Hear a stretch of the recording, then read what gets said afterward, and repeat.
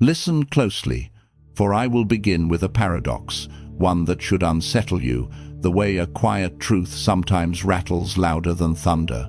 Most people do not fail because they are weak. No, they fail because they are too good. Not good in the moral sense, though you may flatter yourself with that illusion. I speak of another kind of goodness, the goodness of excess effort, of compulsive competence, of the desperate desire to be orderly in a world that thrives on disorder, the goodness of trying too hard to be loved by forces that cannot love you back, the goodness of extending oneself beyond necessity, like a tree stretching so eagerly toward the sun that it snaps under its own ambition. You may think strength lies in trying harder. You may believe victory belongs to those who press forward without rest, who polish every intention until it gleams. But that is the first trap. Let me tell you a small story.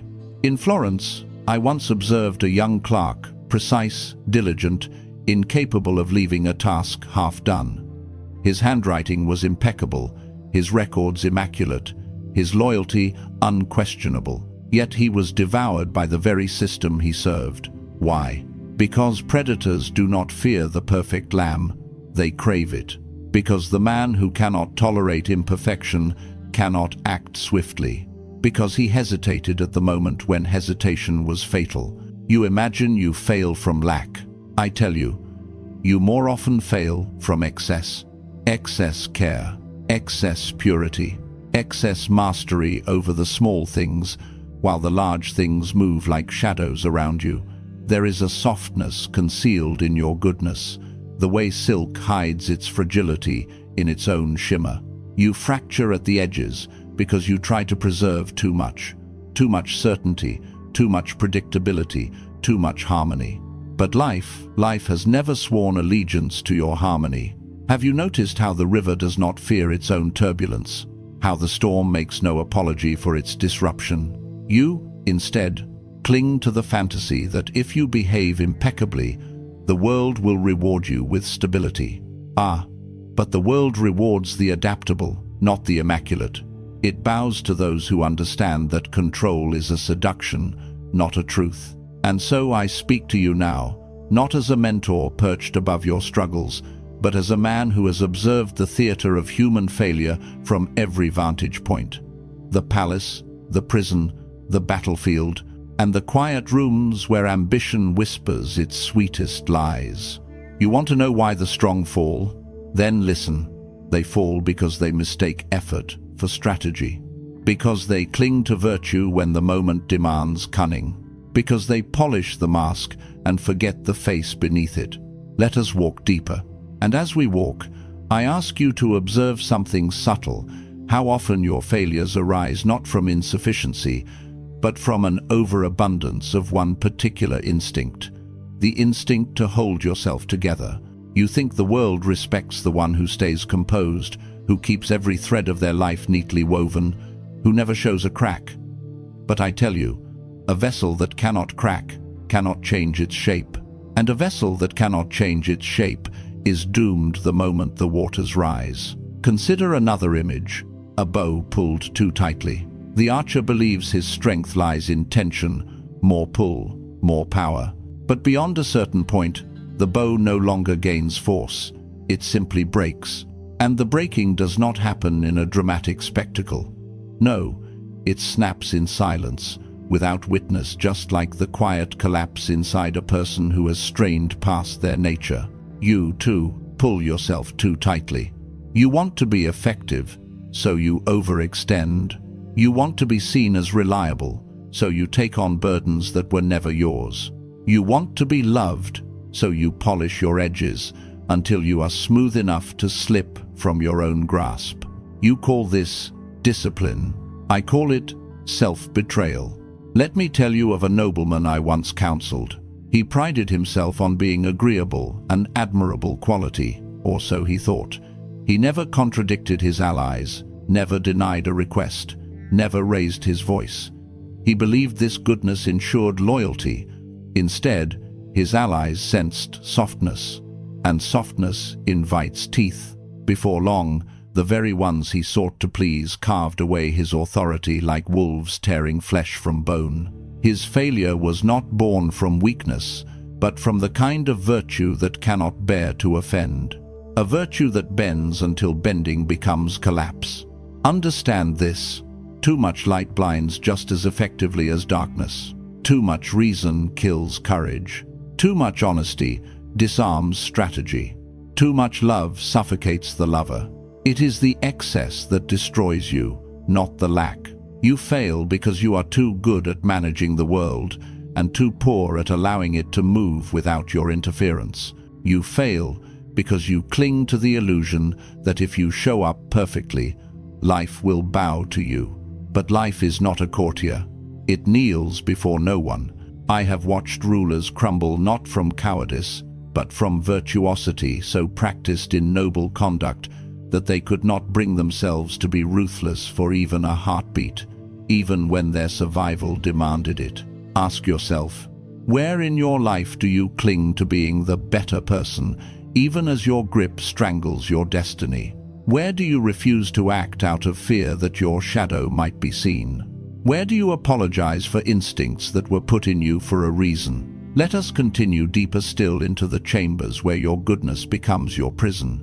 Follow me into that chamber now, where the walls are lined not with your failures, but with the virtues you worship.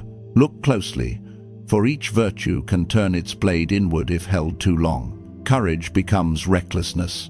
Patience becomes passivity. Loyalty becomes self-erasure. Discipline becomes rigidity, so rigid that even truth cannot enter unless it knocks politely. You fail not because you lack virtue, but because you chain yourself to it.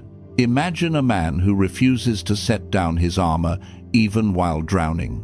He believes the armor protects him, but in the water, it drags him under.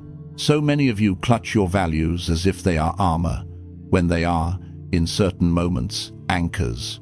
And you call these anchors principles, unaware that a principle is only noble when it is chosen freely, not when it is obeyed blindly. I once met a merchant, prosperous and respected. He prided himself on fairness, so much so that he refused to bargain, refused to seize opportunities that felt too advantageous, refused even to protect himself from those who exploited his nobility. He told me, "I would rather lose than act against my code." And he did lose everything, not because he was weak, but because he was too good at being fair in a world that is not. Tell me, what is more tragic than a man who mistakes self-destruction for righteousness? Your downfall comes from this confusion. You believe the world rewards your goodness, but the world does not reward goodness. It rewards balance, the ability to shift, to withhold, to reveal, to conceal, to rise in softness or strike in steel depending on the hour. But you, modern listener, have been trained to be consistent, as if consistency were proof of character. No, consistency is often only the grave where your possibilities go to die. A person who cannot contradict yesterday's self is a person imprisoned by their own reflection. Do you understand? You fail because you cling to the person you believe you should be, even when that person is unfit for the battlefield life has placed before you. There are moments when you must be tender, moments when you must be merciless, moments when you must disappear entirely, and moments when you must strike so swiftly that even you are startled by your own hand. Yet you seek a single way of being, as if the world will reshape itself around your constancy.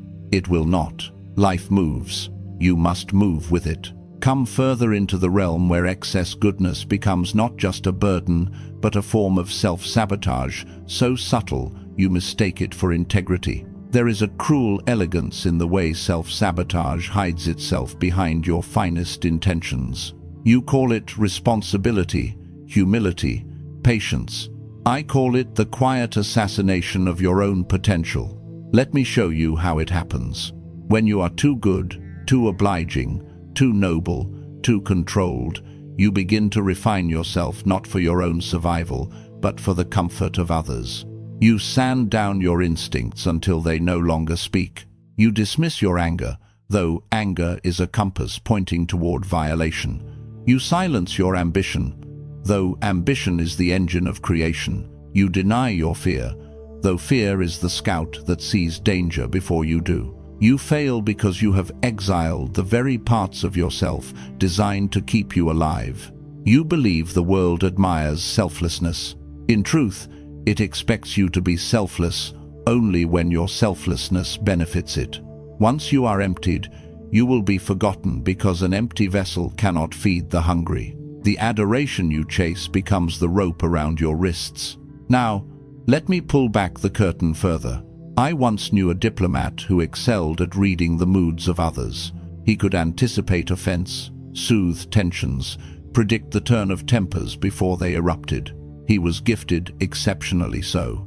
And because he was gifted, he felt responsible for the emotions of all around him. He became a servant of harmony, not a creator, not a strategist, a servant. And harmony, harmony is the most demanding master of all. To maintain it, he compromised, shrank, diminished his own authority piece by piece, until he was a diplomat in name only, a peacekeeper with no kingdom left to keep. Was he weak? No. He was too good at understanding others and too poor at understanding himself. See the pattern? Strength becomes failure when it loses its boundaries. A virtue stretched beyond its natural limit becomes a vice wearing a mask of virtue. Ask yourself now and answer honestly, without the polite lies you tell the mirror. Where do you give more than is wise? Where do you stay silent when your silence is interpreted as consent? Where do you soften truths that needed to stay sharp? Where do you allow others to take from you simply because you can afford the loss? You call this maturity. You call this patience. You call this being the bigger person. I call it bleeding slowly. The lion does not lose his throne because he lacks strength. He loses it when he forgets he has claws. Let us continue into the place where even your goodness becomes a shield against the one thing you fear most, seeing yourself clearly. Let us descend now into that quiet place, the one you avoid, the one beneath your polished intentions where your goodness becomes a disguise. Yes, a disguise. For beneath your generosity, your discipline, your humility, there lies something you rarely name: the fear of losing control. Most people do not fail because they are weak. They fail because they cling too tightly to who they believe they must be, and in doing so, they avoid meeting who they truly are. Your goodness becomes a fortress, meticulously crafted to protect you from the chaos of being fully alive. You fear disappointment, so you overperform. You fear rejection, so you overextend. You fear unpredictability, so you overmanage every detail until life itself becomes suffocated under your care. But control, my friend, is a fragile kingdom. You cannot rule storms with courtesy. You cannot negotiate with uncertainty. You cannot charm chaos into obedience. And yet, how many of your days are spent trying to do exactly that? You insist on being the responsible one, the reasonable one, the composed one, because if you stopped performing these roles for even a moment, you fear the truth would surface, that you, like all of us, are made of contradictions, that your strength includes your shadow, that your wisdom includes your untamed impulses, that your courage includes your terror. But instead of embracing these contradictions, you bury them beneath the weight of your own perfection. You fail because you become too good at censoring yourself. I recall a soldier I once observed fearless in battle, respected by his peers. But he hid a truth. He feared his own rage. To avoid glimpsing it, he trained himself into excessive restraint. He never raised his voice, never acted on instinct, never allowed his passion to rise. But when the time came that his men needed a commander who could act decisively, his restraint strangled him. He hesitated, and in hesitation, there is defeat. He did not fail from lack of courage. He failed because he denied the part of himself that was meant to rise in that moment. Do not mistake suppression for mastery. A suppressed instinct becomes a sabotaged fate. And so I ask you, where have you become so good at controlling yourself that you have forgotten how to act freely? Where have you become so disciplined that you cannot hear the whisper of your own desire? Where have you become so humble that you can no longer claim the space that already belongs to you? Come with me, for we must now enter the realm where failure blooms, not from what you lack, nor from what you hide, but from what you refuse to become. To become, there lies the heart of your suffering. Becoming requires that you step beyond the identity you have so carefully maintained. Becoming demands that you outgrow the person who once kept you safe.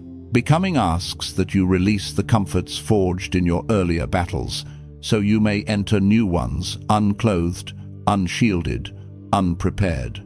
And this, more than weakness, terrifies you. You fail not because you cannot rise, but because rising would require you to shed the skin that others have praised.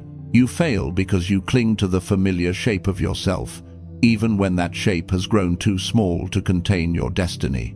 Let me paint you an image. A snake does not shed its skin because it is damaged, but because it has grown. Imagine if it clung to the old skin out of sentiment, out of fear, out of habit. It would not survive the season. And yet, you cling to old strengths, old roles, old identities, old definitions of goodness. You cling even when they pinch and suffocate and stunt you. You cling because you believe that the person you have been is the person you must continue to be. But this is the softest form of self-destruction, remaining loyal to a version of yourself that can no longer carry you forward. I once observed a ruler who excelled in diplomacy during times of peace. He was celebrated for his calm reasoning, his gentle hand, his open heart. But when war came, sudden, brutal, without warning, he refused to adapt, refused to become the decisive force the moment required, refused to abandon the virtue that had brought him admiration in gentler days. He tried to negotiate with wolves. Wolves do not negotiate. His kingdom fell, not because he lacked ability, but because he was too good at being the man he used to be.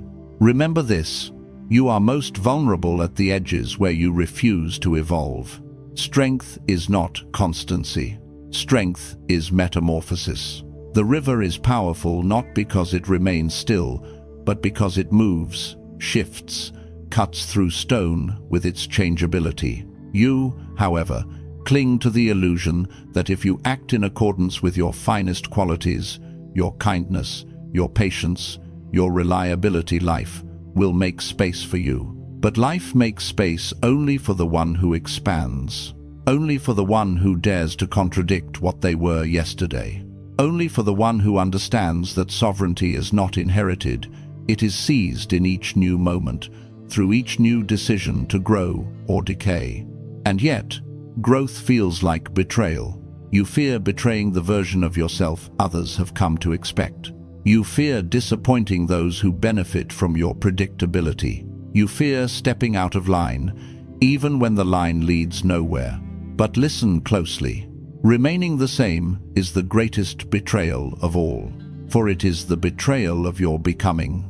Come, there is one more gate to pass through, where we confront the deepest reason the good fail.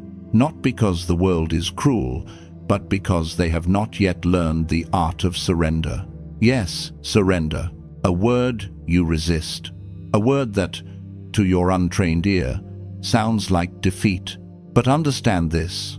Most people do not fail because they are too weak to fight. They fail because they are too proud to surrender. You cling to control with white knuckles, believing that if you loosen your grip even slightly, everything you have built will collapse. But what collapses first is not your life, it is your breath, your peace, your capacity to respond with clarity rather than panic. You fail because you refuse to let life move you. Surrender is not the abdication of power. Surrender is the recognition that power flows through you only when you allow yourself to be moved by forces larger than your own will. A tree that refuses to bend in the storm does not stand tall in dignity. It snaps. It breaks. Its pride becomes its ruin. You, too, break at the places where you cannot yield. Let me tell you a story of a general famous for his discipline, feared for his resolve. He believed victory belonged only to the relentless, the unyielding. He marched his soldiers through a harsh winter, refusing to alter his strategy, refusing every sign that the terrain itself demanded flexibility. He did not lose to the enemy. He lost to his own refusal to surrender to reality. His defeat was not born from weakness, but from excessive strength applied in defiance of circumstance. And you, modern listener, do this every day. You insist on acting with reason when life calls for instinct. You insist on being patient when the hour demands action.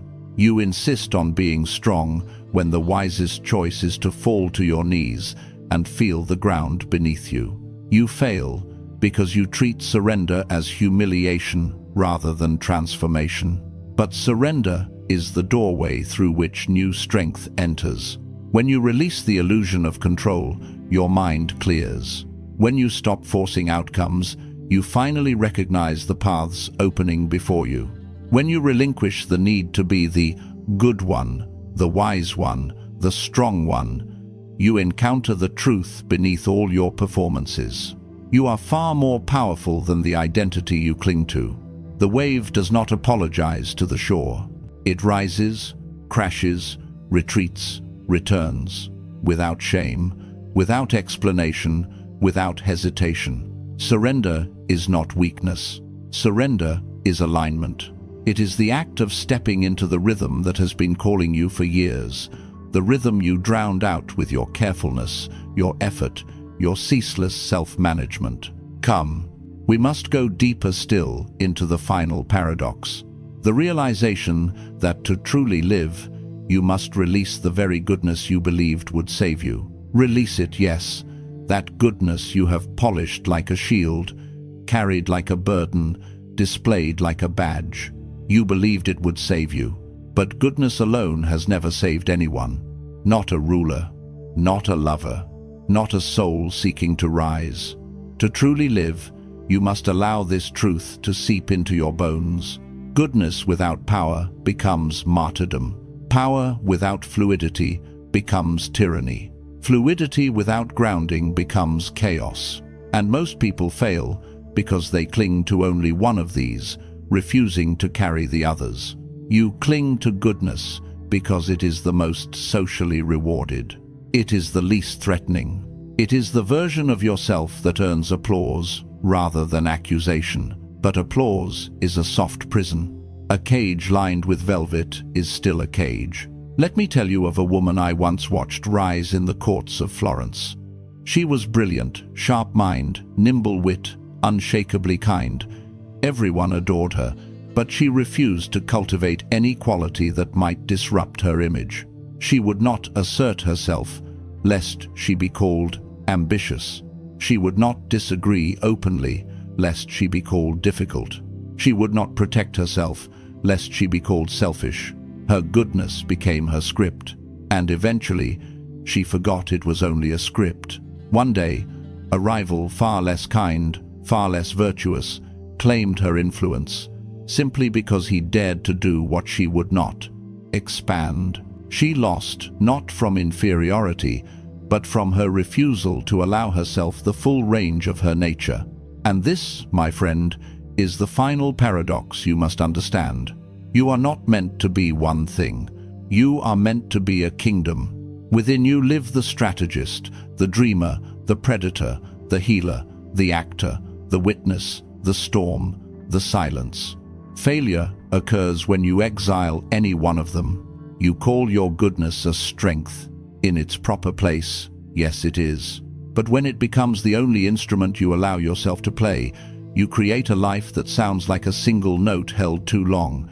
Pure, yes, but insufferably thin. Life demands a symphony. So, pause with me now. Feel the quiet truth arising beneath the noise of your self-improvement, your expectations, your relentless striving. You fail because you have not yet allowed yourself to be whole. Wholeness is not comfort. Wholeness is not politeness. Wholeness is not moral perfection or tidy habits. Wholeness is the river that carves its way through mountains because it refuses to be only calm or only fierce. It is both. It is all. And you must reclaim all of yourself. Let us step now into the integration, where all these fragments begin to form a single, living truth within you. Come, then let us gather everything we have uncovered, not as conclusions, but as a quiet awakening. For all your striving, all your discipline, all your flawless intentions, you have forgotten the simplest truth of power. It is not something you perform. It is something you inhabit. And you cannot inhabit power while denying half of your own nature. So breathe with me now, slowly, deeply, as if you are inhaling a truth buried for years. You are not failing because you are weak. You are failing because you have tried to be only the light and never the shadow. Only the calm and never the storm. Only the giver and never the guardian. Only the saint and never the sovereign.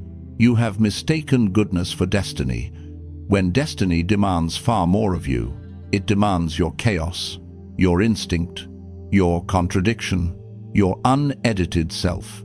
The world does not ask you to be perfect. It asks you to be present, to meet each moment with the version of yourself that moment requires, not the version you have spent years polishing for approval. Imagine, for a moment, standing in the center of your own life, no longer leaning forward to please, no longer leaning back to avoid, but rooted, balanced, awake. Imagine moving through the world like a tide, advancing, retreating, reshaping the shore, not through effort, but through inevitability. This is the art of living, the art you have postponed in your pursuit of being good, the art you can reclaim the instant you stop asking permission to be whole. And so, as we end this journey, I leave you with a final image, a gate, ancient and tall, standing before you. It does not open with virtue. It does not open with strength. It opens with truth, the truth of who you are. When you stop performing, walk through it. Let the old identities fall from your shoulders like a cloak no longer needed. Let the excess goodness melt from your grip. Let the instinct you buried rise again, steady and clear. Step into a life where you do not shrink to be loved, do not soften to be accepted, do not break yourself to appear whole. Step into a life where you are no longer too good for your own becoming. And as you cross that unseen threshold, remember, what you thought was failure was only the invitation to return to yourself.